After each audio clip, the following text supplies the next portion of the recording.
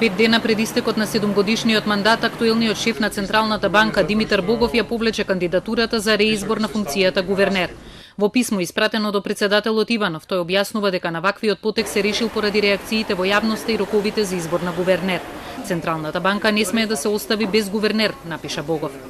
Имајќи ги предвид реакциите на дел од чинителите на политичкиот живот во РМ, моменталната политичка констелација и роковите за избор на гувернер, во интерес на државата се повлекувам од кандидатурата за гувернер на Народната банка, зашто веќе го известив председателот. Верувам дека во периодот што престои ќе се изнајде решение и во најскоро време ќе биде предложен нов кандидат за гувернер на Народната банка од редот на професионалците, кој ќе добие консензуална политичка поддршка. По повлекувањето на Богов, председателот Иванов до собранието веднаш достави нов предлог за гувернер. Овој пат негов избор е Анита Ангеловска-Бежоска, актуелен вице-гувернер на Народната банка.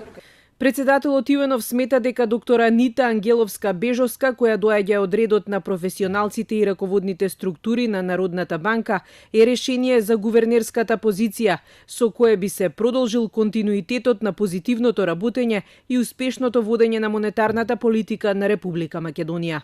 Дали новиот предлог на Иванов ќе биде прифатлив за владеачкото мнозинство или ќе се фаворизира предлогот на Дуи во гувернерското столче да седне Фатмир Бесими, ќе се знае во следниве денови.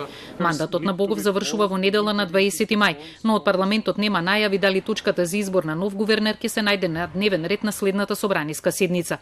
Анита Ангеловска-Бежоска 8 години е вице-гувернер задолжен за монетарна политика, истражување и статистика.